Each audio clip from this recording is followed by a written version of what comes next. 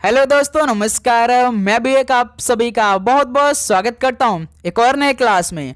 तो साथियों, जैसा कि आप सभी का कल दिल्ली पुलिस कांस्टेबल का पेपर होने वाला है, तो उसके लिए जीके, कंप्यूटर, रीजनिंग, मैथ के पूरे पेपर का हल देने वाले हैं। तो साथियों, आप अपने शिफ्ट में बैठने से पहले इस पेपर को पूरा जरूर देख कर जाइएगा। आप अपने शिफ्ट को आसानी से क्रैक कर सकते हैं, क्योंकि इस क्लास में मोस्ट इंपॉर्टेंट 60 क्वेश्चन को डिस्कस करने वाले हैं और आप सभी के लिए टारगेट कम से कम 60 क्वेश्चन में से 55 क्वेश्चन रखा है। तो साथियों, यदि आप इन क्लास में 60 क्वेश्चन में से 55 क्वेश्चन सही कर लेते हैं तो समझिए आपकी तैयारी बहुत अच्छी लेवल की होने वाली है और आप अपने शिफ्ट को आसानी से क्रैक कर सकते हैं। क्योंकि इस क्लास में जैसे दिल्ली पुलिस कांस्टेबल के पेपर में सवाल पूछे जाने वाले ना, वैसा ही प्रश्न इस क्लास में हम लोग डिस्कस करने वाले हैं। तो ये पूरा पेपर आपके लिए अति महत्वपूर्ण रहने वाले हैं। तो इस पूरा पेपर को आप जरूर लगा कर जाइएगा, एक एक क्वेश्चन आप कंप्लीट लगाइएगा। आप सभी से प्लीज रिक्वेस्ट कर रहे हैं कि अपने शिफ्ट में बैठने से पहले इस क्लास के पहले प्रश्न से लास्ट प्रश्न तक जरूर देखिएगा, क्योंकि इस क्लास में आपका जीके जीएस के साथ करंट अफेयर के भी सवाल हमने ऐड कर दिया है, कंप्यूटर के सवाल भी ऐड किया, रीजनिंग के सवाल और मैथ के सवाल। एक एक प्रश्न आपके लिए अति महत्वपूर्ण रहने वाले हैं। सबसे शानदार पेपर आज का यह होने वाला है, तो इसलिए इस पेपर को आप जरूर पूरा देख कर जाइएगा। ओके, तो चलिए बिना टाइम वेस्ट करते हुए इस पेपर को हल करते हैं। और आपका एग्जाम किस डेट को होने वाला है वो कमेंट सेक्शन में हमें जरूर बताइएगा, क्योंकि आपके लिए हमें पूरे पेपर का सोल्यूशन भी करवाना है। ओके, तो चलिए दोस्त, आज का पहला प्रश्न ये रहा आपके स्क्रीन पर। एम.टी. वासुदेवन नायर को 2025 में साहित्यकार व कवि के लिए कौन से पुरस्कार से सम्मानित किया गया था? एम.टी. वासुदेवन नायर को 2025 में साहित्यकार व कवि के लिए कौन से पुरस्कार से सम्मानित किया गया था? तो पद्म विभूषण से सम्मानित किया गया था। पहले का बी ऑप्शन राइट आंसर हो जाएंगे। नेक्स्ट अगला सवाल कॉल करिएगा, क्वेश्चन नंबर सेकेंड। भारतीय संविधान का कौन सा अनुच्छेद मानव तस्करी और जबरन श्रम पर रोक लगाता है?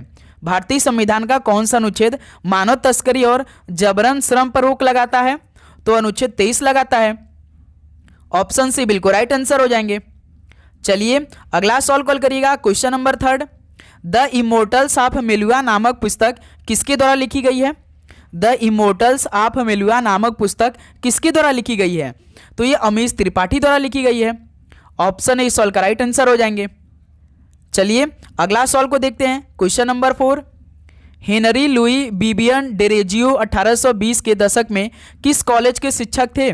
बताइए, हेनरी लुई बिबियन डेरेजियो 1820 के दशक में ये किस कॉलेज के शिक्षक थे? तो हिंदू कॉलेज कलकत्ता के टीचर थे। ऑप्शन ए इस सवाल का राइट आंसर हो जाएंगे। चलिए अगला सवाल को देखते हैं, क्वेश्चन नंबर 5। राष्ट्रीय हथकरघा दिवस किस तिथि को मनाया जाता है? राष्ट्रीय हथकरघा दिवस किस तिथि को मनाया जाता है? तो 7 अगस्त को मनाया जाता है। बी ऑप्शन बिल्कुल राइट आंसर हो जाएंगे। नेक्स्ट अगला सवाल कॉल करिएगा, क्वेश्चन नंबर 6। किस पंचवर्षीय योजना को अर्थव्यवस्था के उदारीकरण के रूप में जाना जाता है? बताइए, किस पंचवर्षीय योजना को अर्थव्यवस्था के उदारीकरण के रूप में जाना जाता है?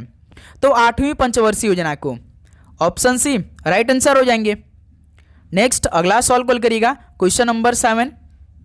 भारत में पहली गैर समकालिक जनगणना कब आयोजित की गई थी? भारत में पहली गैर समकालिक जनगणना कब आयोजित की गई थी? तो ध्यान दीजिएगा 1872 में की गई थी। बी ऑप्शन बिल्कुल राइट आंसर हो जाएंगे। अगला सवाल कॉल करिएगा, क्वेश्चन नंबर 8। 2011 की जनगणना के अस्थायी आंकड़ों के अनुसार साक्षरता दर में 2001 से किन अंक की वृद्धि हुई है? 2011 की जनगणना के अस्थायी आंकड़ों के अनुसार साक्षरता दर में 2001 से किन अंक की वृद्धि हुई थी? तो याद रखिएगा 9.21 अंक की वृद्धि हुई है। ऑप्शन सी बिल्कुल राइट आंसर हो जाएंगे। चलिए नेक्स्ट अगला सवाल को देखते हैं। तो साथियों, आगे बढ़ने से पहले आप सभी लोगों के लिए दिल्ली पुलिस कांस्टेबल एग्जाम के लिए क्रैकी पीडीएफ आ चुका है। इस नाम का पीडीएफ का ही नाम क्रैकी है, क्योंकि साथ ही जीके जीएस के पूरे 50 क्वेश्चन इसी पीडीएफ में आपको मिल जाएगा और जो करंट अफेयर के 4 से 6 सवाल मिलेंगे आपको इसी पीडीएफ में कंप्लीट मिल जाएगा। प्लस रीजनिंग के जो 25 क्वेश्चन पूछे जाएंगे इसी पीडीएफ पे आपको मिल जाएगा, क्योंकि ये पीडीएफ बहुत अच्छी तरीके से तैयार किया गया है। आपके दिल्ली पुलिस कांस्टेबल एग्जाम को देखते हुए एक एक क्वेश्चन तैयार किया गया है। ये पीडीएफ आपके एग्जाम के लिए मात्र 50 रुपीज़ का हमने कर दिया है। इस पीडीएफ को हम बहुत रुपए में बेच सकते थे, लेकिन साथ ही कुछ मेहनत लगा है, कुछ कास्ट लगा, इसलिए केवल 50 रुपये में आपके लिए बहुत मिनिमम कास्ट में इस पीडीएफ को हम आपको प्रोवाइड कर रहे हैं। इस नंबर पे आप व्हाट्सएप करेंगे, टीम आपको ये पीडीएफ अवेलेबल करा देगी। लेकिन आपको अपने पेपर से पहले इस पीडीएफ को एक बार जरूर पढ़ना है। ओके, बहुत अच्छी तरीके से तैयार किया गया, काफ़ी अच्छी तरीके से आपको समझ में भी आएंगे। ओके, तो चलिए क्वेश्चन नंबर 9 को हल करते हैं। किस युद्ध को जीतने के बाद शेरशाह ने दिल्ली में द्वितीय अफगान राज्य की स्थापना की? किस युद्ध को जीतने के बाद शेरशाह ने दिल्ली में द्वितीय अफगान राज्य की स्थापना की थी? तो कन्नौज बिलग्राम युद्ध जीतने के बाद। ऑप्शन ए बिल्कुल राइट आंसर हो जाएंगे। नेक्स्ट अगला सवाल को देखिए, क्वेश्चन नंबर 10। भारतीय संविधान में प्रदत्त स्वतंत्रता का अधिकार यह किसके संबंध में निम्नलिखित में से कौन सा सत्य नहीं है? भारतीय संविधान में प्रदत्त स्वतंत्रता का अधिकार के संबंध में कौन सा सत्य नहीं है? जैसे भाषण व अभिव्यक्ति की अबाधित स्वतंत्रता, ताहिर यही नहीं है भाई सही। तो पहला ऑप्शन बिल्कुल राइट आंसर हो जाएंगे। संघ बनाने की स्वतंत्रता बिल्कुल ठीक है। भारत में भ्रमण की स्वतंत्रता ये भी ठीक था। इनमें से कोई नहीं, बिल्कुल भाषण व अभिव्यक्ति की अबाधित स्वतंत्र, ताहिर यही कथन सही नहीं है भाई। ओके, चलिए क्वेश्चन नंबर 11 को हल करिए। भारतीय कृषि में जुलाई से अक्टूबर नवंबर तक की अवधि को क्या कहते हैं? बताइए, भारतीय कृषि में जुलाई से अक्टूबर नवंबर तक की अवधि को क्या कहते हैं? तो खरीफ के मौसम कहते हैं। बी ऑप्शन बिल्कुल राइट आंसर हो जाएंगे। नेक्स्ट अगला सवाल कॉल करिएगा, क्वेश्चन नंबर 12। भारत में अक्टूबर और नवंबर के महीने निम्नलिखित में से किस मौसम के अंतर्गत आते हैं? भाई ये सारे सवाल आपके एग्जाम के लिए मोस्ट इंपॉर्टेंट रहने वाले हैं, ध्यान रखिएगा। भारत में अक्टूबर और नवंबर के महीने किस मौसम के अंतर्गत आते हैं? तो भाई शरद के मौसम आ चुके हैं, इस टाइम चल रहे हैं। ऑप्शन सी बिल्कुल राइट आंसर हो जाएंगे। अगला सवाल कॉल करिएगा, क्वेश्चन नंबर 13। आपराधिक प्रक्रिया संहिता भारत में किस वर्ष में अधिनियमित की गई थी? आपराधिक प्रक्रिया संहिता भारत में किस वर्ष में अधिनियमित की गई थी? तो 1973 में की गई थी। ऑप्शन सी बिल्कुल राइट आंसर हो जाएंगे। अगला सवाल कॉल करिए, क्वेश्चन नंबर 14। टेबल टेनिस में टेबल की ऊपरी सतह की लंबाई कितने सेंटीमीटर की होती है? बताइए। तो टेबल टेनिस में टेबल की ऊपरी सतह की लंबाई 274 सेंटीमीटर की होती है। ऑप्शन ए इस सवाल का राइट आंसर हो जाएंगे। ओके, चलिए अगला सवाल कॉल करिएगा, क्वेश्चन नंबर 15। फरवरी 2019 में फ्लाइट लेफ्टिनेंट किसने पहली भारतीय महिला फ्लाइंग इंजीनियर बनकर इतिहास रच दिया था? तो साथियों, फरवरी 2019 में फ्लाइट लेफ्टिनेंट किसने पहली भारतीय महिला फ्लाइट इंजीनियर बनकर इतिहास रच दिया था? तो उनका नाम क्या था? हिना जायसवाल था। बी ऑप्शन बिल्कुल राइट आंसर हो जाएंगे। अगला सवाल कॉल करिएगा, question number 16। Direct tax code bill Bharat की संसद में कब पेश किया गया था? बताइए, direct tax code bill Bharat की संसद में कब पेश किया गया था? तो 2010 में पेश किया गया था। ऑप्शन ए बिल्कुल राइट आंसर हो जाएंगे। अगला सवाल कॉल करिएगा, क्वेश्चन नंबर 17। कौन सा भारतीय राज्य सोयाबीन का सबसे बड़ा उत्पादक राज्य है? तो कौन सा भारतीय राज्य सोयाबीन का सबसे बड़ा उत्पादक राज्य है? तो मध्य प्रदेश है। ऑप्शन सी बिल्कुल राइट आंसर हो जाएंगे। अगला सवाल कॉल करिएगा, क्वेश्चन नंबर 18। निम्नलिखित में से कौन सी नदी गंगा के उत्तरी तट की सहायक नदी है? तो साथियों, कौन सी नदी गंगा के उत्तरी तट की सहायक नदी है इनमें से? तो गंडक नदी है। बी ऑप्शन बिल्कुल राइट आंसर हो जाएंगे। अगला सवाल कॉल करिएगा, क्वेश्चन नंबर 19। सुरमा नदी जिसे बराक नदी के नाम से भी जाना जाता है, वह कहाँ से निकलती है? सुरमा नदी जिसे बराक नदी के नाम से भी जाना जाता है, तो वह कहाँ से निकलती है? तो वो मणिपुर की पहाड़ियों से निकलती है। ऑप्शन ए इस सवाल का बिल्कुल राइट आंसर हो जाएंगे। अगला सवाल कॉल करिएगा, क्वेश्चन नंबर 20। किस राज्य में विस्तृत नाव दौड़, पारंपरिक नृत्य और संगीत प्रदर्शन के साथ व्यापक रूप से ओणम त्यौहार मनाया जाता है? बताइए, तो ओणम त्यौहार किस राज्य में मनाया जाता है? ये तो आप सभी को मालूम होगा, केरल राज्य में मनाया जाता है। जैसे पोंगल तमिलनाडु मनाया जाता है, बिहू असम मनाया जाता है। तो आप बताइए साथी कि यक्षगान किस राज्य में मनाया जाता है? कमेंट करके बताइए। यक्षगान नृत्य है, ये किस राज्य से संबंधित है? कमेंट सेक्शन में बताइए। चलिए क्वेश्चन नंबर 21 को देखते हैं। नटंजलि उत्सव किस राज्य में मनाया जाता है? नटंजलि उत्सव किस राज्य में मनाए जाते हैं? तो ये तमिलनाडु राज्य में मनाए जाते हैं। बी ऑप्शन बिल्कुल राइट आंसर हो जाएंगे। अगला सवाल को देखिए, क्वेश्चन नंबर 22। रिखम पद नृत्य किस राज्य से संबंधित है? रिखम पद नृत्य किस राज्य से संबंधित है? तो ये अरुणाचल प्रदेश से संबंधित है। ऑप्शन ए बिल्कुल राइट आंसर हो जाएंगे। अगला सवाल को देखिए, क्वेश्चन नंबर 23। भारत रोजगार रिपोर्ट 2024 जारीकर्ता कौन था? बताइए कौन सा संगठन या मंत्रालय था भारत रोजगार रिपोर्ट 2024 जारीकर्ता? तो याद रखिएगा अंतर्राष्ट्रीय श्रम संगठन था। ऑप्शन ए राइट आंसर हो जाएंगे। अगला सवाल कॉल करिएगा, क्वेश्चन नंबर 24। झारखंड में मेहमानों के लिए मुंडा जनजाति द्वारा किया जाने वाला नृत्य कौन सा है? झारखंड में मेहमानों के लिए मुंडा जनजाति द्वारा किया जाने वाला नृत्य कौन सा है? तो पाइका नृत्य है। ऑप्शन सी बिल्कुल राइट आंसर हो जाएंगे। अगला सवाल को देखिए, क्वेश्चन नंबर 25।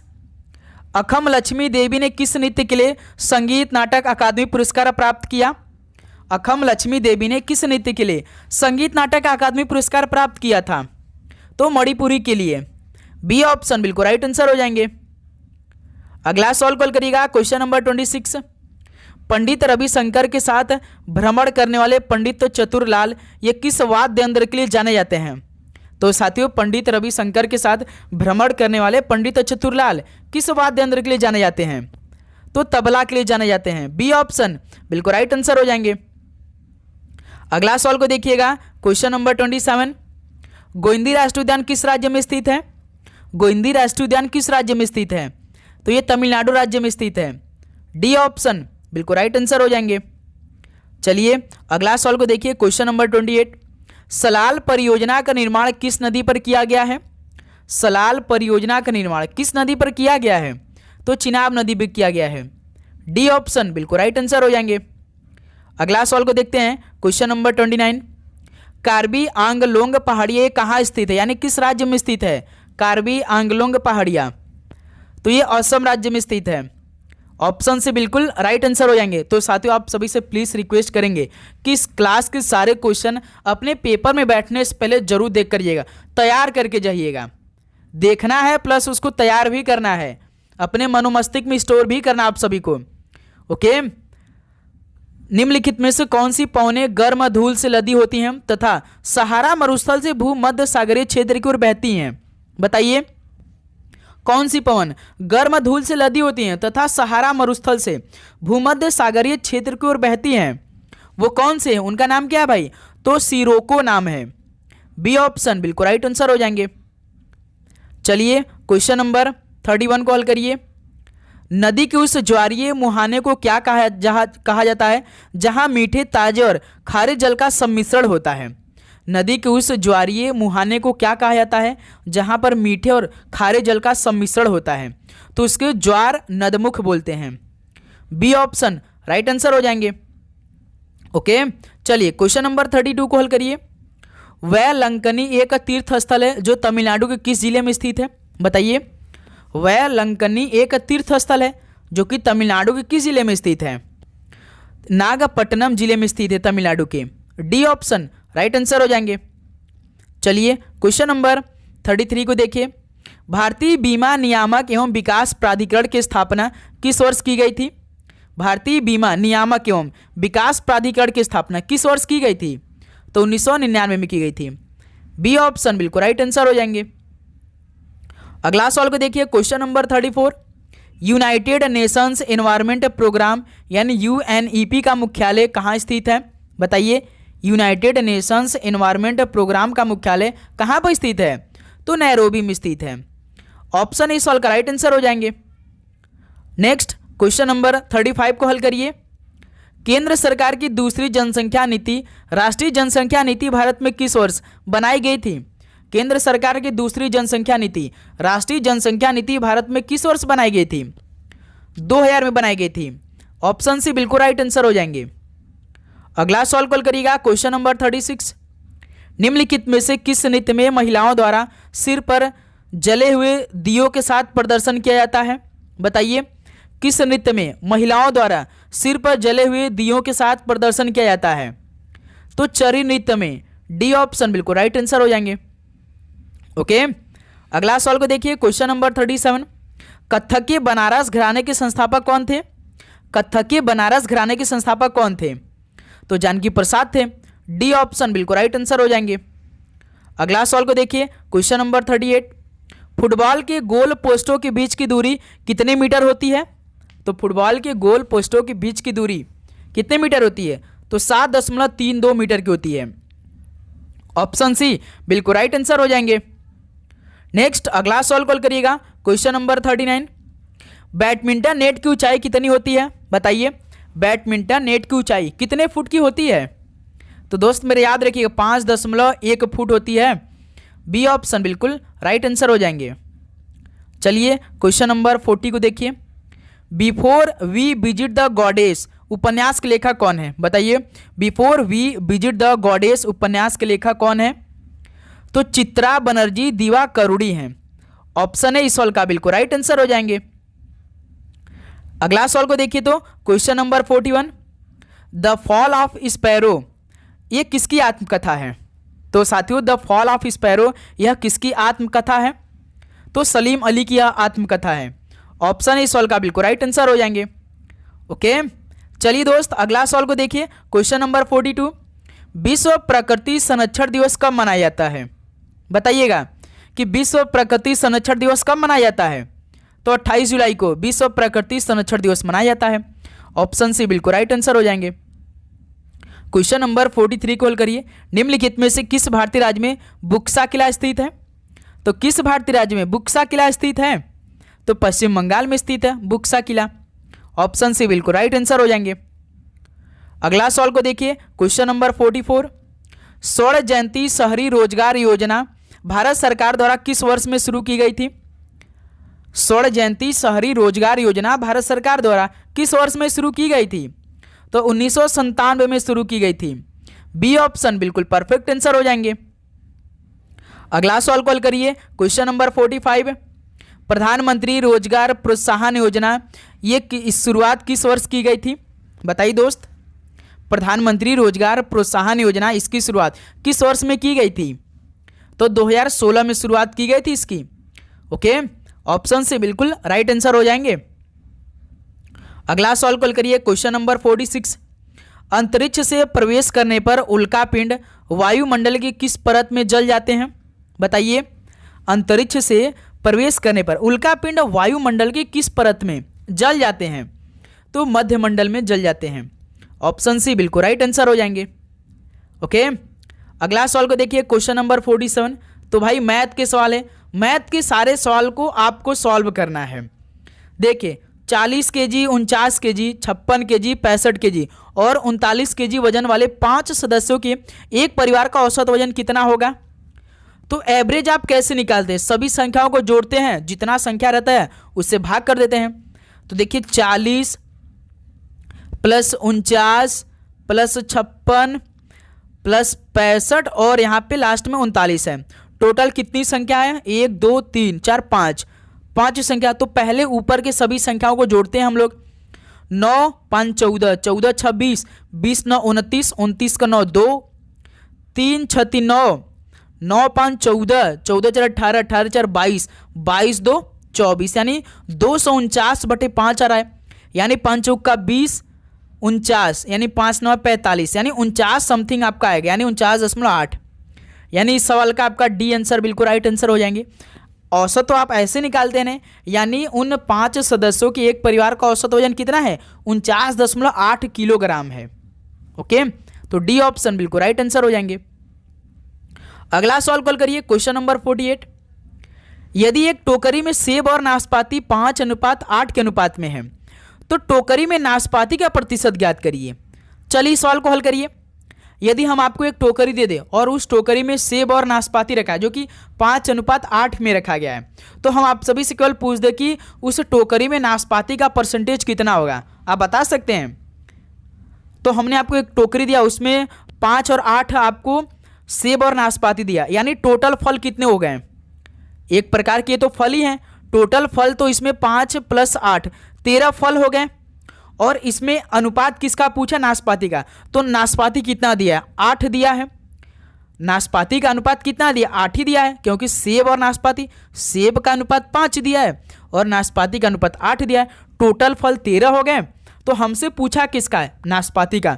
नाशपाती पूछा है तो देखिए 8 है तो 8 को ऊपर रखिए, टोटल फल को नीचे रखिए, मल्टीप्लाइड बाई 100 कर दीजिए, आपका प्रतिशत निकल के आ जाएगा। तो कितना आएगा जब इसको आप सॉल्व करेंगे, यानी 800, 8 गुणे 100 800, 13 यानी 13 छक 78, यानी 13 छक 78, 2 13 कम 13 यानी 61 दशमलव आपका समथिंग आएगा, यानी 61.54%, जो कि पहला ऑप्शन बिल्कुल राइट आंसर आ जाएंगे।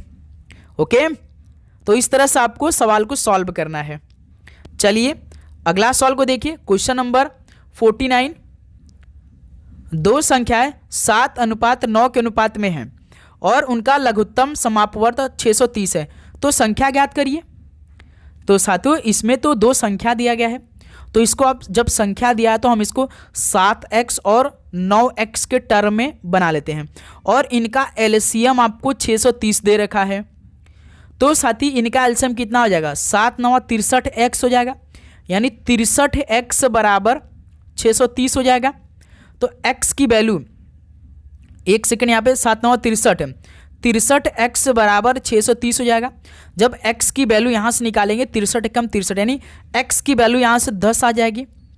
तो संख्या ज्ञात करना, यानी एक संख्या आपका 70 हो जाएगी, एक संख्या आपका 90 हो जाएगी। तो इस सवाल का सी ऑप्शन बिल्कुल राइट आंसर हो जाएंगे। भाई x की वैल्यू जो आपने 10 निकाला है, तो 7x की, x की जगह 7 रखेंगे तो 7 दहा में 70, और यहाँ पे 9x दिया है तो x की जगह 10 रखेंगे तो 9 दहा में 90 हो जाएगा, 9 3 जा 90 हो जाएगा। तो वो संख्या कितनी है भाई, एक 70 है और एक 90 है। तो इस सवाल का सी ऑप्शन बिल्कुल राइट आंसर हो जाएंगे। बताइए किसी प्रकार का दिक्कत। चलिए अगला सवाल कॉल करिएगा, क्वेश्चन नंबर 50। 4 वर्षों के लिए 4% वार्षिक की ब्याज दर पर उधार ली गई राशि 3500 पर साधारण ब्याज ज्ञात करिए। भाई कम से कम 3 सवाल SICI के पूछे जा रहे हैं, ध्यान रखिएगा। आपके पेपर में आपको पूरा प्रश्न को सॉल्व करना है। जैसे यहाँ पे आप सभी से सिंपल इंटरेस्ट पूछा है, तो सिंपल इंटरेस्ट का फॉर्मूला क्या होता है, principal into rate into time बटे में 100। प्रिंसिपल सबसे अधिक नंबर में, यानी 3500 दे रखा है। रेट आपका हमेशा परसेंटेज में रहता है, जो कि 4%, और टाइम आपका 4 वर्ष दिया है, तो 4 वर्ष रख दीजिए, बटे में 100 कर दीजिए, तो 00 से 00 कैंसिल हो गया। 4 चौका 16, 35 गुणे 16 कितना होगा बताइए। तो 35 गुणे 16 आपका होगा 16 25 80, 35 गुणे 16, ठीक। 16 25 80 की 08, 16 3 48 8 56, यानी 560 इस सवाल का बी ऑप्शन बिल्कुल राइट आंसर हो जाएंगे। ओके दोस्त मेरे, अब तो आप सभी को समझ में आ चुका होगा। नेक्स्ट अगला सवाल कॉल करिएगा, क्वेश्चन नंबर 51। देखिए एक व्यक्ति ने एक वस्तु को ₹500 में खरीदा और 400 रुपये में बेच दिया, तो उसका हानि प्रतिशत ज्ञात करिए। मान लीजिए आप कोई सामान 500 रुपये में खरीद रहे हैं और घर जाकर आप उसे 400 रुपये में किसी को दे दे रहे हैं, तो यहाँ पे तो आपको 100 रुपये का हानि हो गया भाई, क्योंकि कोई सामान आप दुकान से 500 रुपये खरीद के ला रहे हैं और घर पे आके आप उसे 400 रुपये में बेच दे रहे हैं, तो भाई 100 रुपये आपको घाटा लगेगा कि नहीं उस 500 पे। तो 500 रुपये घाटा लग रहा है, मल्टीप्लाइड बाई 100 कर दीजिए, 00 से 00 कैंसिल, 5 एकम 5, 20 पंजे 100, यानी हमको कितने प्रतिशत का हानि हुआ, 20% का हानि हुआ, जो कि पहले का ऑप्शन है बिल्कुल परफेक्ट आंसर हो जाएंगे। ओके चलिए अगला सवाल को देखिएगा, क्वेश्चन नंबर 52। अंग्रेजी वर्णमाला क्रम के आधार पर VDIZ एक निश्चित प्रकार से ZGKA से संबंधित है, तो ठीक उसी प्रकार HNAS LQCT संबंधित है, तो उसी तर्क का पालन करते हुए BJWP निम्नलिखित में से किससे संबंधित है। जैसे यहाँ पे आप सभी से दिया है कि आपके पेपर में VDIZ दिया, इसका रिलेशन बनाया है ZGKA। बताइए इसका रिलेशन कैसे बना होगा, इनका कोड करिए। देखिए V होता 22, Z होता 26, D होता 4, G होता 7, I होता 9, K होता 11, Z होता 26, A होता 1 होता है। अब देखिए साथी यहाँ पे 26 से आपको 1 करना है, तो भाई A को हम यहाँ पे 27 तो भी मान सकते हैं, तो 26 में 1 जोड़ देंगे 27 हो जाएगा। आप जानते हैं ना A से लेकर जो आपका Z तक मूल अक्षर होते हैं वो क्या होते हैं, 1 से लेकर 26 तक होते हैं। जैसे ही हम 27 पे बढ़ते हैं तो हम A से शुरुआत कर लेते हैं, यानी 27 पे या 28 पे B ऐसे होता है। याद रखिए जब B का रिलेशन आपको Y से बनाना हो, आप देखेंगे बहुत डिफरेंस लग रहा है, तो भाई B को आप 28 मान लिया कीजिए, आसान हो जाएगा। ओके, तो देखिए इसमें +1, इसमें 9 से 11 +2, इसमें +3 और इसमें +4, या उल्टा देखिए +4 +3 +2 +1, देखिए +4 +3 +2 +1। दूसरा रिलेशन चेक करते हैं, क्या यही सेम रिलेशन लगा है? HNES, इसका रिलेशन LQCT, देखिए यस होता 19, टी होता 20, तो इसमें +1 लगा है। ए होता 1, सी होता 3, तो इसमें +2 लगा है। एन होता 14, क्यू होता 17, तो इसमें भाई +3 लगा है।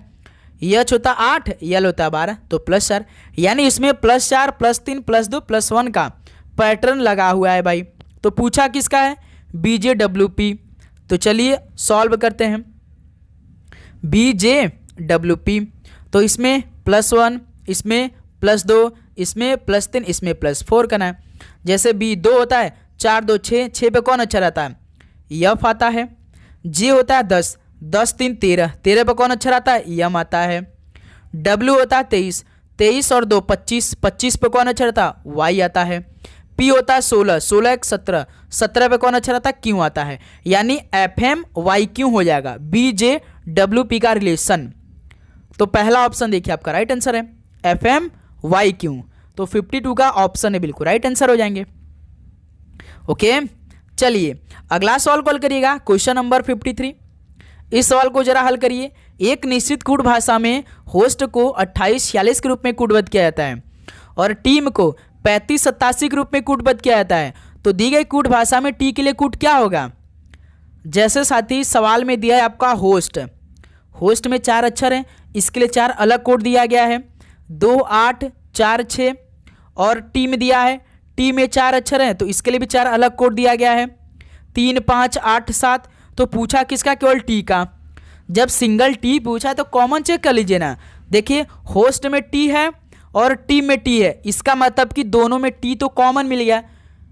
तो इसी प्रकार इनके कोड में कोई ना कोई नंबर आपका कॉमन मिल जाएगा, वही आंसर हो जाएगा। देखिए 8 होस्ट में भी है और टी में भी 8 है, इसका मतलब कि टी का कोड क्या हो जाएगा? 8 हो जाएगा, जो कि सॉल्व का डी ऑप्शन बिल्कुल राइट आंसर हो जाएंगे। ओके दोस्त, याद रखिएगा जब भी आपको इस तरह का सवाल दे तो पहले आपको कॉमन चेक करना है।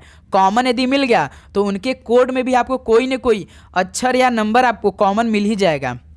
ठीक है, चलिए भाई आप चैनल को सब्सक्राइब कर लीजिएगा, प्लस अपना एग्जाम डेट हमें कमेंट सेक्शन में जरूर बताइएगा। ओके, देखिए एक निश्चित कूट भाषा में लाइफ इज रूट को TPCK GN के रूप में लिखा जाता है। दिस इज नॉट लाइफ को GNDISB के रूप में लिखा जाता है। तो इसी कूट भाषा में लाइफ को किस प्रकार लिखा जाएगा? सेम वही सवाल है। जैसे देखिए लाइफ का कोड हमसे पूछा है तो पहले हम कॉमन चेक करेंगे। देखिए लाइफ इसमें भी है, लाइफ दूसरे वाले में भी है, इसका मतलब कि इन दोनों के कोड में भी कोई ना कोई हमें कॉमन मिल जाएगा। चेक करिए, देखिए GN इसमें भी है, GN इसमें भी है, यानी पहले वाले में GN कोड है, दूसरे के वाले में भी GN कोड है, इसका मतलब कि लाइफ का कोड क्या होएगा? GN हो जाएगा। तो इस सवाल का बी ऑप्शन बिल्कुल राइट आंसर हो जाएंगे। ध्यान रखिएगा मेरे दोस्त, जब भी सिंगल आप सभी से पूछे तो सबसे पहले आपको कॉमन चेक करना है। कॉमन मिल गया तो इनके कोड में भी कोई ना कोई आपको कॉमन जरूर मिल जाएगा। ठीक है मेरे दोस्त, चलिए अगला सवाल को सॉल्व करिए। तो क्वेश्चन नंबर 55, यदि प्लस और माइनस को आपस में बदल दिया जाए तथा गुणा और भाग को आपस में बदल दिया जाए तो निम्नलिखित तो समीकरण में प्रश्न चिन्ह के स्थान पर क्या आएगा? तो साथियों यहाँ पे समीकरण दिया है लेकिन सवाल में कुछ कंडीशन है। प्लस माइनस को बदलना है, गुणा भाग को बदलना है, उसके बाद इस समीकरण को आपको सॉल्व करना है। तो चलिए भाई पहली समीकरण को बना लेते हैं हम लोग। 121 प्लस है तो प्लस को तो माइनस में बदलना है, 1 के बाद देखिए माइनस है तो प्लस में बदलना है, 6 के बाद देखिए भाग है तो भाग को तो गुणा में बदलना है, 16 के बाद देखिए गुणा है तो भाग में बदल दीजिए। ये हमारा समीकरण बन के तैयार हो चुका। इसमें हम बॉडमस के नियम लगा सकते हैं। तो 121 माइनस 1 प्लस 6 गुणा 8 का भाग 16 में देंगे तो 8 दूना 16 हो जाएगा। 121 माइनस 1 प्लस 2 छक 12 इधर हो जाएगा, प्लस 12 और ये प्लस 121 कितना हो जाएगा? 133 में से 1 को कम कर दिए 132 हो जाएगा। यानी इस सवाल का पहला ऑप्शन बिल्कुल राइट आंसर हो जाएंगे। ओके, किसी प्रकार का डाउट? बिल्कुल नहीं। चलिए अगला सवाल कॉल करिए, क्वेश्चन नंबर 56। उस समुच्चय का चयन कीजिए जिसमें संख्याएं ठीक उसी प्रकार संबंधित है जिस प्रकार निम्नलिखित समुच्चयों की संख्याएं संबंधित है। बताइए इस सवाल को सॉल्व करिए आप लोग। तो जैसे साथी इस तरह का सवाल आपके पेपर में दे तो आप क्या करेंगे, सबसे पहले तो आपको छोटे से बड़े के रूप में लिख लेना है। बहुत इसमें तो बिल्कुल छोटे से बड़े के रूप में दिया है, लेकिन बहुत सारे सवाल आपको मिलेंगे कभी पहले बड़ा दे देगा फिर छोटा फिर बड़ा दे देगा। तो आपको काम पहला करना है कि छोटे से बड़े के रूप में लिख लेना है। फिर पहले नंबर को आपको ए मान लेना है, दूसरे नंबर को बी मान लेना है, तीसरे नंबर को सी मान लेना है। तो आपको इसी ए और बी की मदद से इस सी आंसर को लाना है, बस यही आपको काम करना है। बताइए दोस्त कैसे हो सकता है। तो सबसे पहले आप 4 काम करेंगे। पहले छोटे से बड़े के रूप में लिख लेंगे, उसके बाद प्लस करेंगे, माइनस करेंगे, गुणा करेंगे, भाग करेंगे। सबसे पहले हम प्लस का मेथड अप्लाई करेंगे। तो इनको जोड़िए, कितना आएगा, 5 और 4 को जोड़ेंगे तो भाई 19 आ जाएगा। 19 आ जाएगा। जब हम इस 19 से 24 कैसे बन सकता है, तो इसमें +5 कर सकते हैं। इसका मतलब कि इसमें रिलेशन कैसे लग रहा है, ए प्लस बी किया, फिर ए को जोड़ दिया तो हमें सी आंसर मिल गया। भाई देखिए हमने ए को 5 माना था, बी को 14 माना था, तो पहले हमने ए और बी को जोड़ा जो कि 5 और 14 को जोड़ा 19 आया, फिर इसी ए को जोड़ दिया तो भाई 24 मिल गया। यानी ए प्लस बी प्लस ए बराबर सी आंसर मिल रहे हैं। तो दूसरा लॉजिक चेक करते क्या, यही देखिए इसमें 9 6 24 दिया, तो पहले 6 9 24 करिए, तो इन दोनों को आपस में जोड़िए, कितना आएगा, 9 6 15। ठीक है, 9 6 15, 15 से 24 देखिए, 15 9 24 हो जाएगा। ठीक, इसमें भाई छोटे से बड़े के रूप में नहीं मेथड अप्लाई किया है। देखिए इसमें देखिए 9 6 24, तो भाई इसको हम आपस में जोड़ेंगे, कितना आएगा, 15। अब इस 15 में 9 को जोड़ देंगे तो 24 बन जाएगा। यानी a प्लस बी प्लस ए बराबर सी, यही लॉजिक लग रहा है। तो चेक करिए कौन सा ऑप्शन है भाई इस लॉजिक पे। पहला ऑप्शन देखिए, 21 23 को जोड़ेंगे, कितना आएगा, 21 23 को जोड़ेंगे 44, 44 में यदि 23 को जोड़ेंगे तो भाई आपका 67 आएगा। यदि 21 को भी जोड़ते हैं तो कितना आएगा भाई, 65 आएगा। लेकिन यहाँ पे देखिए 55 दिया, यानी पहला ऑप्शन मैच नहीं करेगा। ऑप्शन बी चेक करिए, 17 10 42 दिया है, तो इसको जोड़ेंगे कितना आएगा, 27 आएगा। 27 में यदि 17 को जोड़ेंगे तो कितना आएगा भाई, 44 आ जाएगा। लेकिन यहाँ पे देखिए 44 दिया है, जो कि ऑप्शन बी भी मैच नहीं किया। ऑप्शन सी को चेक किया जाए, 11 12 34, इन दोनों को जोड़िए, कितना आएगा, 11 12 23 होता है, 23 से 34 यानी +11 कर दीजिए। देखिए यही मिल गया, ए प्लस बी प्लस ए बराबर सी। तो सी ऑप्शन बिल्कुल राइट आंसर हो जाएंगे इस सवाल का। ओके, आप सभी को समझ में आ चुका होगा कंप्लीट अच्छी तरीके से। चलिए भाई अगला सवाल कॉल करिएगा, क्वेश्चन नंबर 57। देखिए कोष्ठ का 5971 लिखा है, सेल का 8692 लिखा, तो यस का कोड पूछ दिया है। जैसे भाई COST कॉस्ट है, इसका नंबर कोड क्या दिया है, 5971, और SALE सेल में 4 अक्षर हैं, तो इसके लिए कोड 8692 दिया है। तो पूछा किसका, यस का कोड पूछा। तो देखिए कॉस्ट में यस है और सेल में भी यस है, इसका मतलब कि यस दोनों में कॉमन है। इसका मतलब कि इन दोनों के कोड में भी कोई ना कोई नंबर हमें कॉमन मिल जाएगा। 9 देखिए कॉस्ट में भी है और सेल में भी 9 है, यानी कि यस का कोड क्या हो जाएगा, 9 हो जाएगा। तो सी ऑप्शन बिल्कुल राइट आंसर हो जाएंगे। ओके, ध्यान रखिएगा। चलिए अगला सवाल कॉल करिए, क्वेश्चन नंबर 58। दी गई श्रृंखला में प्रश्न चिन्ह के स्थान पर क्या आना चाहिए, बताइए भाई इस सवाल का राइट आंसर क्या हो जाएगा। सॉल्व करिए आप लोग।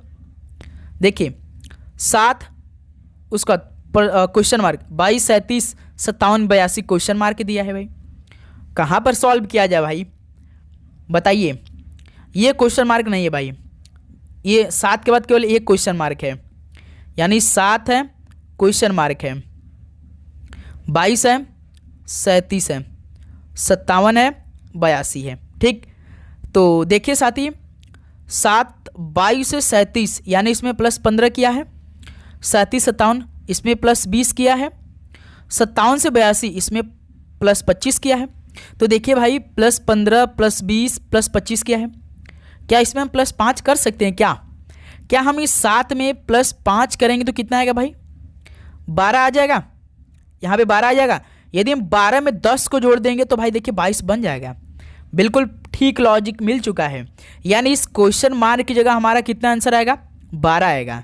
कितना आएगा भाई 12 दिया है ऑप्शन में, बिल्कुल दे, देखिए सी ऑप्शन। तो इस सवाल का सी ऑप्शन बिल्कुल राइट आंसर। इसमें क्या क्या है, +5 +10 +15 +20 +25 का लॉजिक लगा है। ओके चलिए नेक्स्ट अगला सॉल्व कॉल करिएगा, क्वेश्चन नंबर 59। चलिए भाई कथन और निष्कर्ष वाला उत्तर दीजिए। देखिए सवाल क्या दिया है, कथन दिया है कुछ चटाई कालीन है, सभी कालीन चादरें हैं।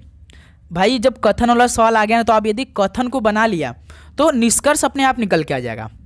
जैसे कुछ चटाई, यानी कुछ चटाई जो है ना, चटाई को सी से डिनोट कर रहे हैं, यानी कुछ जो ये चटाई ना वो भाई कॉलिन है, यानी कुछ चटाई क्या है भाई कॉलिन है, कॉलिन को के से डिनोट कर रहे हैं। यानी ये सभी कालीन है भाई, यानी जो सभी कालीन है भाई ना, ये जो सभी कालीन है वो क्या भाई चादरें हैं भाई, चादरें को CH से डिनोट कर रहे हैं। ये हमारा कथन बन चुका है। अब देखिए निष्कर्ष क्या निकल रहा है, क्या पहला देखिए निष्कर्ष, क्या कुछ चटाई चादरें हैं, क्या कुछ चटाई चादरें, बिल्कुल हमारे हिसाब से तो लग रहा है भाई। बताइए आपके हिसाब से क्या लग रहा है। देखिए सवाल में देखिए कुछ चटाई चादर, देखिए जो आपका कुछ चादरें हैं, कुछ चटाई जो है ये चादरें हैं, क्या बिल्कुल लग रहा है भाई, बिल्कुल लग रहा है। पहला निष्कर्ष तो ठीक लग रहा है, क्योंकि ये कुछ चटाई भाई चादरें हैं कि नहीं, देखिए कुछ इसमें आ रहे हैं इसमें, यानी कुछ चटाई चादरें हैं आपके, यानी पहला बिल्कुल परफेक्ट निष्कर्ष है। क्या सभी चादरें कालीन हैं, क्या सभी चादरें कालीन नहीं भाई, कुछ आपके चटाई भी आ रहे हैं, यानी दूसरा निष्कर्ष नहीं मैच कर, अनुसरण नहीं कर रहा है, केवल निष्कर्ष पहला अनुसरण कर रहा है, यानी पहला इस सवाल का बिल्कुल राइट आंसर हो जाएंगे, यानी 59 का पहला ऑप्शन आपका बिल्कुल राइट आंसर हो जाएंगे। ओके चलिए लास्ट क्वेश्चन हल करिए भाई अपने पेपर से पहले। अंग्रेजी वर्णानुक्रम के आधार पर दी गई श्रृंखला में प्रश्न चिन्ह के स्थान पर क्या आना चाहिए, AZB BYC CXD DWE, question mark है। तो क्वेश्चन मार्क ये क्या आएगा, हमने आपको बताया है जब भी अक्षरों का ग्रुप दे तो हर ग्रुप का पहला अक्षर उठाइए, जैसे A इसमें, B इसमें, C इसमें D। भाई देखिए ना ABCD, तो अगली अक्षर क्या आएगा, ई आ जाएगा। देखिए कौन सा ऑप्शन ई से शुरुआत किया है, या तो ऑप्शन बी होगा या तो सी ऑप्शन होगा, क्योंकि यही दो ऑप्शन ई से शुरुआत किए हैं। चलिए सभी ग्रुप का दूसरा अक्षर का रिलेशन बनाते हैं, जेड, इसमें वाई, इसमें यक्स और लास्ट वाले में डब्ल्यू। देखिए भाई उल्टा जेड वाई यक्स डब्ल्यू क्या आएगा, भी आ जाएगा, यानी ई भी हो जाएगा भाई, तो बी ऑप्शन परफेक्ट आंसर हो जाएंगे। कितना आसान सवाल हुआ भाई। तो साथियों फाइनली आपका 60 क्वेश्चन कंप्लीट हमने कर दिया पेपर से पहले। तो जिनका पेपर 18, 19, 20, 21, 22 दिसंबर को होने वाले हैं, इस पेपर को पूरा जरूर देखिएगा, सारे क्वेश्चन को कंप्लीट कर लीजिएगा काफ़ी अच्छी तरीके से। यदि किसी भी प्रश्न पे आपको डाउट होगा तो कमेंट सेक्शन में जरूर बता दीजिएगा आप लोग। ओके तो चलिए दोस्त इस क्लास को यहीं पर समाप्त कर लेते हैं, और आप सभी को एग्ज़ाम के लिए बेस्ट ऑफ लक। और आप लोग अपना एडमिट कार्ड को अच्छी तरीके से डाउनलोड कर लीजिएगा, उसे प्रिंट आउट कर लीजिएगा, आधार कार्ड फोटो और बाल पॉइंट अपने पास रख लीजिएगा। मेन आपका आधार कार्ड और ये रिजल्ट काफ़ी अच्छी तरीके, और 2 फोटो अपने पास रख कर ही जाइएगा एग्ज़ाम देने। बिल्कुल रिलैक्स माइंड में आप एग्ज़ाम देने जाइए, आपका पेपर बहुत अच्छा आएगा। ओके तो चलिए दोस्त इस क्लास को यहीं पर समाप्त करते हैं, और आप सभी को एग्ज़ाम के लिए best of luck, all the very best, God bless you. आपका पेपर बहुत अच्छा जाए, रिवीजन करते रहिए, जिनका पेपर आने वाले शिफ्टों में भी बाकी होने वाला है भाई। ओके तो चलिए दोस्त मिलते हैं कल के पेपर के आधारित पर पूरे पेपर के साथ। तो सभी को जय हिंद, जय भारत, पढ़ाई करते रहिए, ऑल द वेरी बेस्ट, धन्यवाद।